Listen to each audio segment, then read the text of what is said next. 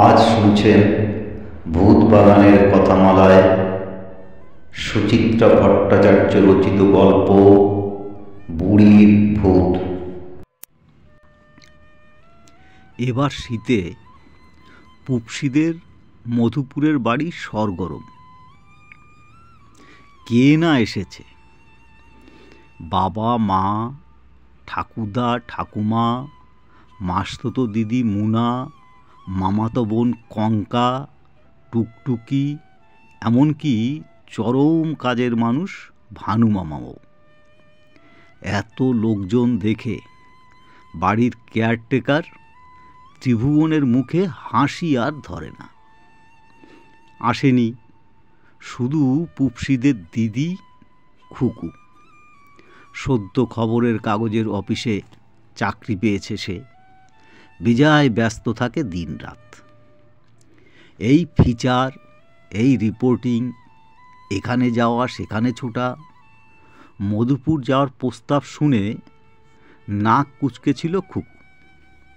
অফিসের রোমাঞ্চকর কাজকর্ম ছেড়ে পাণ্ডব বর্জিত পুরীতে বেড়াতে আসার তার কোনো বাসনাই নেই।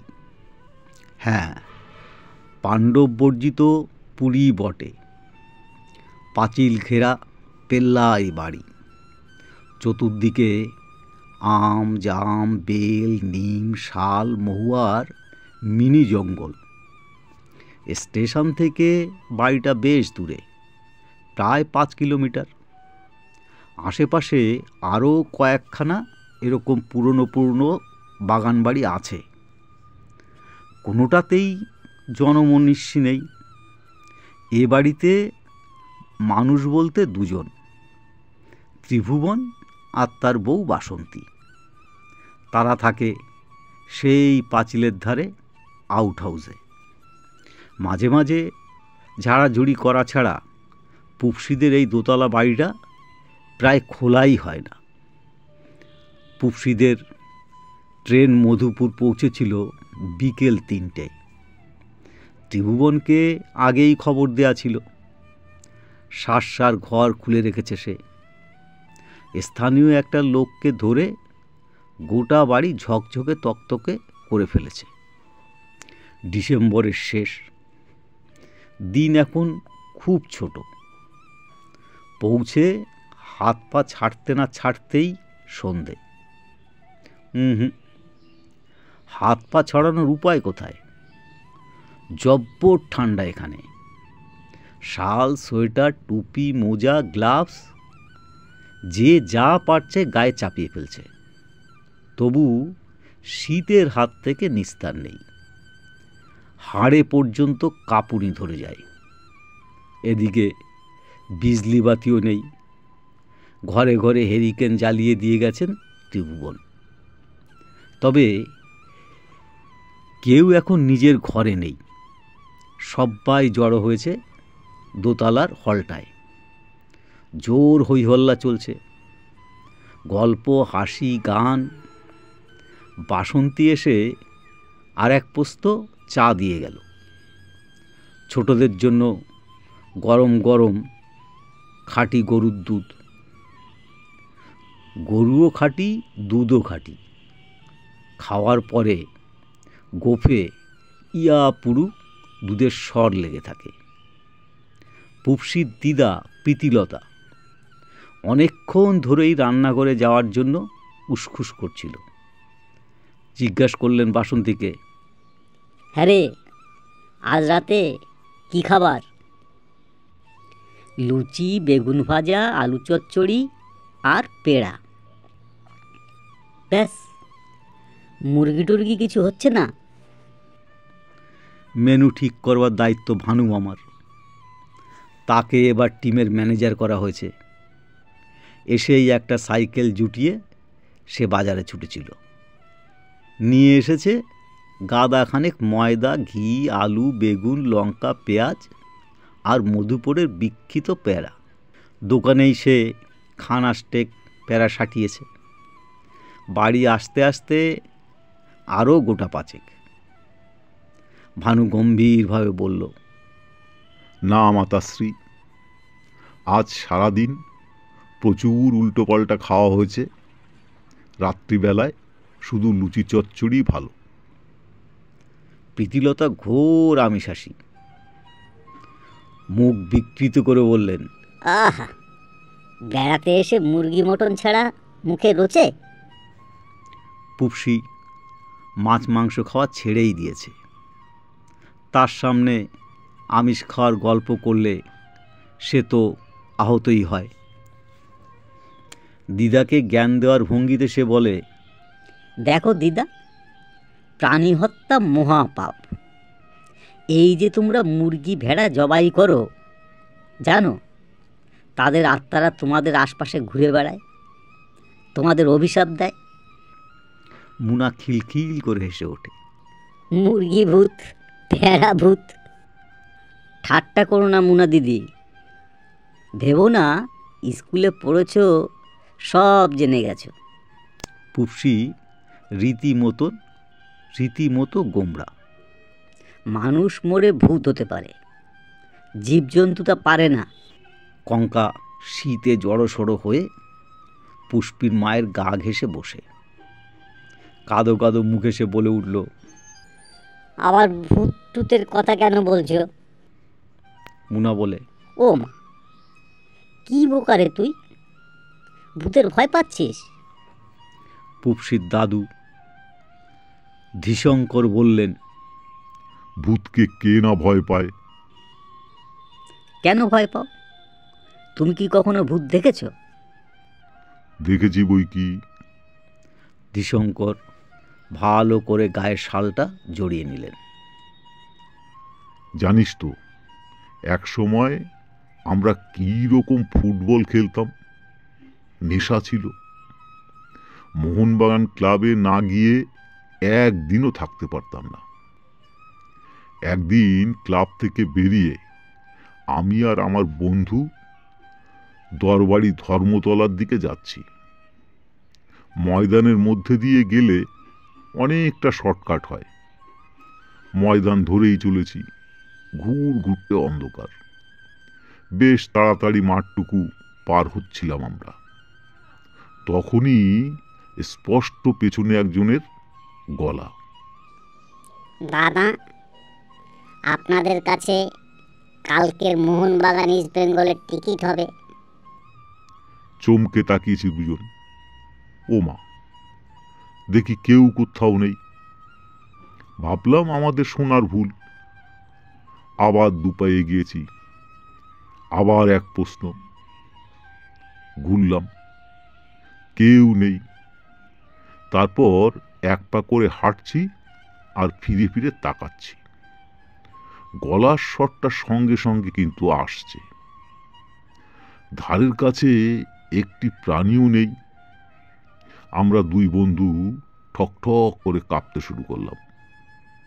হাঁটুতে হাঁটু লেগে যাচ্ছে, দরদর করে ঘামছি। মুনা কাঁধ ঝাঁকালো। এতে কি প্রমাণিত হয়? তোমরা দেখতে তো কাউকে পাওনি। তা পাইনি, কিন্তু কি কিন্তু? আজব এক কাণ্ড হলো। আমাদের পকেটে তখন সত্যি সত্যি টিকিট ছিল। আমি আর দরবারি যুক্তি করে একটা টিকিট ঘাসে ফেলে দিলাম। সঙ্গে সঙ্গে কোত্থেকে জোর বাতাসের ঝাপটা এলো আর টিকিটটা শো করে উড়ে চলে গেল। ব্যাস, তারপর ওই গলাও থেমে গেছে। আর নো প্রশ্ন, নো রিকোয়েস্ট। এটাকে কি ভূতের এভিডেন্স বলা যায় না?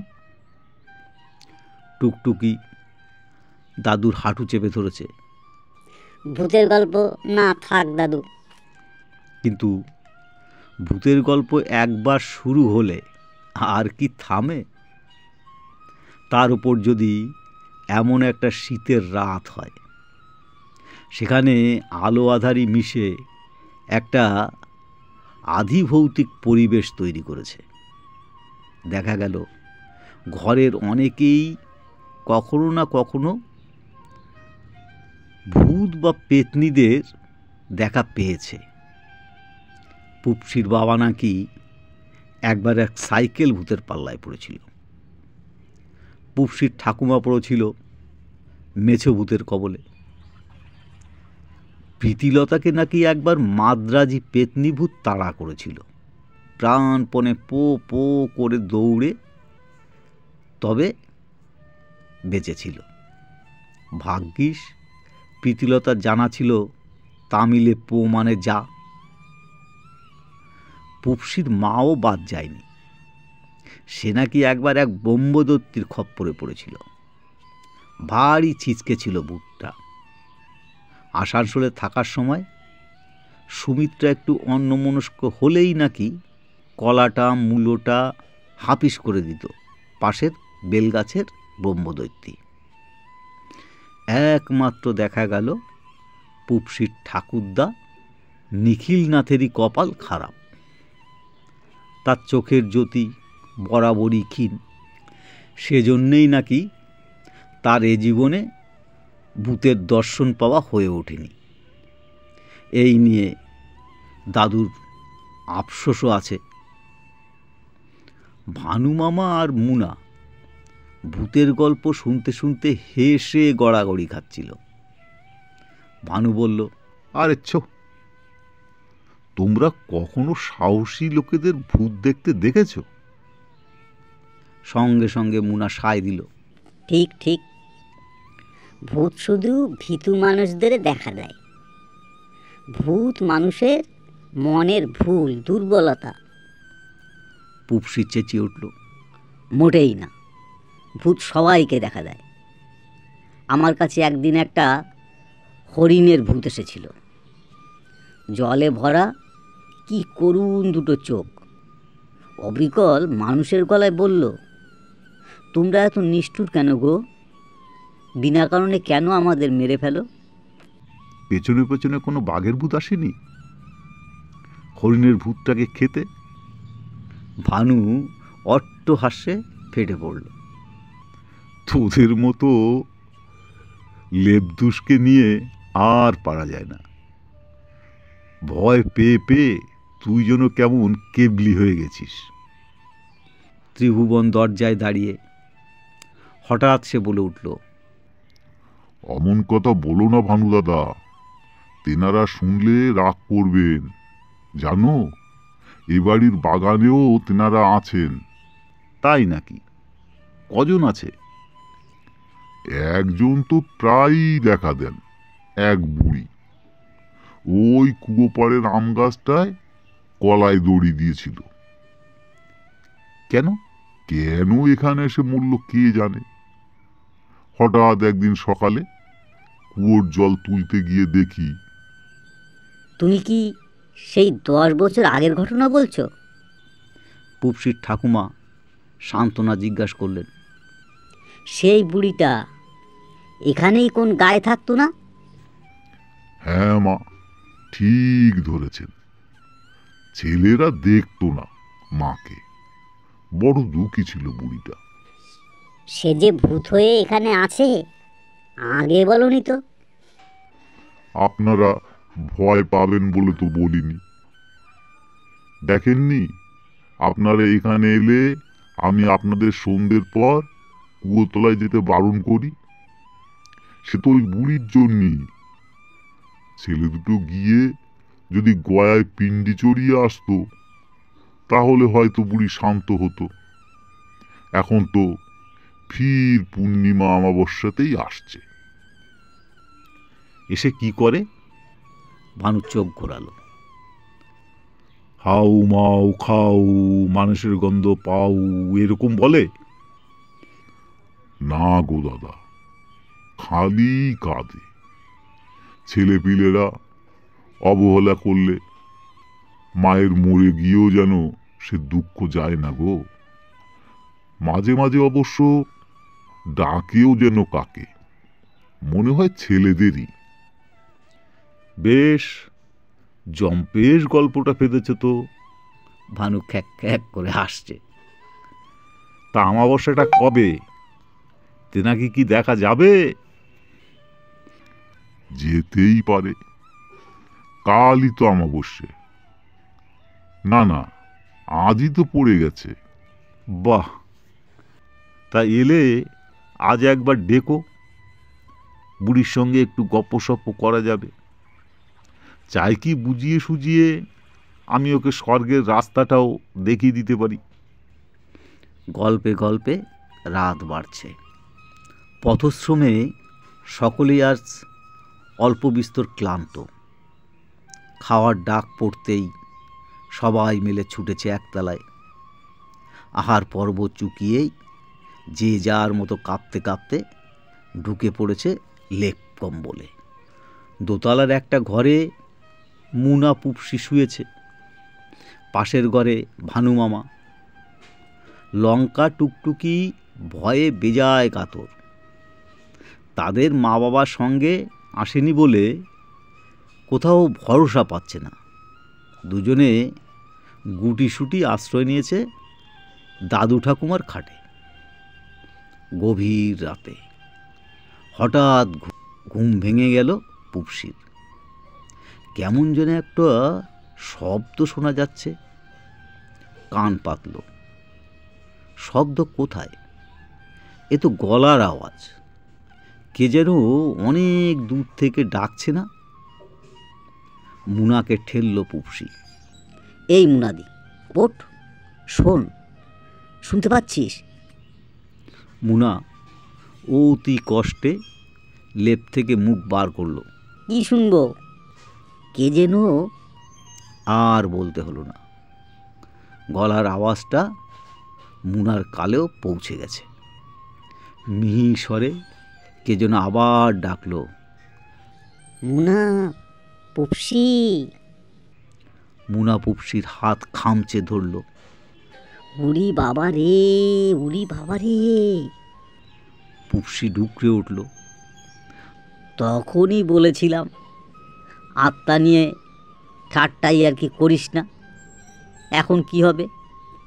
কি করি বলতো? রাম নাম কর, রাম নাম কর। ঠান্ডা ফান্ডা সব উবে গেছে।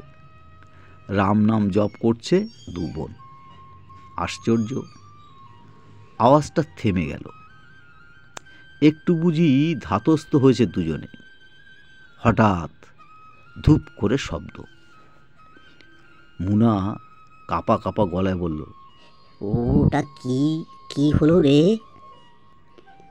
বুড়িটা বোধহয় গাছ থেকে নেমে এলো। আর কোনো কথা নেই। দুই বোন হুড় মুড়িয়ে ছুটেছে পাশের ঘরে। ভানু মামা, ও ভানু মামা। ভানুর দরজা ভেজানোই ছিল।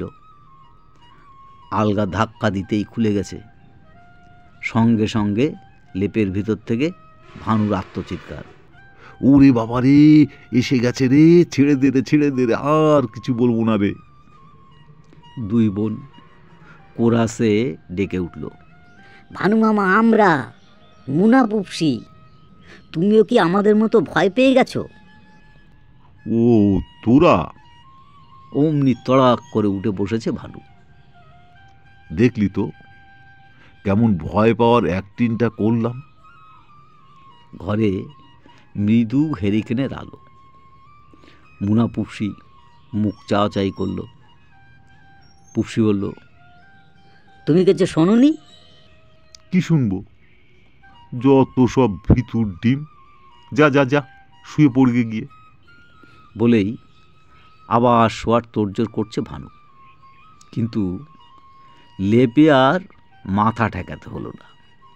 ফের শুরু হয়েছে মিহিস্বরের আহ্বান।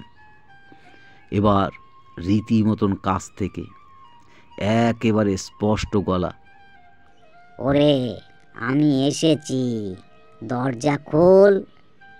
ওরে মুনা পুপসি, ভানু মামা। শেষ সম্বন্ধটার সঙ্গে সঙ্গে ঘরে যেন প্রলয় ঘটে গেল। লেপ মশারি শুদ্ধ। হুড়মুড় করে মেঝেতে পড়েছে ভানু। লেপের ভেতর থেকে অবিকল একটা ম্যান্ড্রোল হয়ে চিচি করছে। ওরে ভানু মামা বলে ডাকে কে রে? আমি কোন সুবাদে বুড়ির মামা হলাম রে? মিহিসর আর হাঁকাহাঁকিতে থেমে নেই, দুমদাম ধাক্কা দিচ্ছে নিচতলার দরজায়। কি হলো? দরজা খোল, আমি আর কতক্ষণ বাইরে দাঁড়িয়ে থাকবো? ভানুর দাঁত কপাটি লেগে গেছে, ঠক ঠক কাঁপতে কাঁপতে বলে চলেছে, দাঁড়িয়ে আছিস কেন? চলে যা না। সর্বনাশ করেছে। ওরে মুনা, ওরে পুপসি, আর বুঝি রক্ষে নেই। বুড়ি আমার মুন্ডু নিয়ে কেন্ডুয়া খেলবে।